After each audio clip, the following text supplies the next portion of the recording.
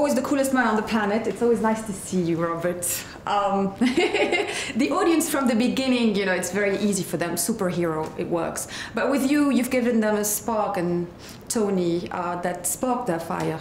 Are you able to gauge what it was, what it is? I don't know. I mean, I love movies, and I love folks, you know, throughout the years who have just brought a little something extra to the role. It's hard to bring anything to anything, you know. It's nerve-wracking being filmed. But sometimes you can just get a little bit comfortable and you think about if I were watching this movie, what kind of character would I want to see? And, you know, I got pretty lucky. Ah, it's a great character as well. Is the humor very important to everything? I think it's important to everything. I know that it was a big part of what made Iron Man a little bit different from some of the other genre movies that were coming out. And I think it's also in the right balance, you know. Overall, Iron Man 3 has a fairly serious tone this time, but saying that, it's probably got some of the biggest laughs of any of the Marvel movies, so it's always about balance. The fans adore the props, the costumes, etc. Do you get over it at some point, or is it still, you know, candid enthusiasm for you? Well, I mean, there'll be some days that I come to set and there's this huge... Sometimes the more elaborate it is, the more I act like it doesn't matter.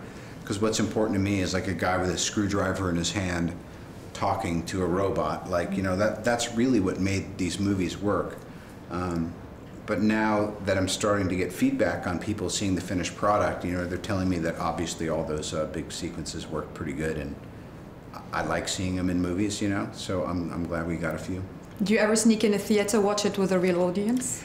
I do, and as a matter of fact, we make a tradition of doing that, particularly with the Iron Man movie, so don't be surprised if I'm sitting in back of you. Don't scream too loud. Do you have the film career you always dreamed of? I didn't dream of this, and yet, I don't know.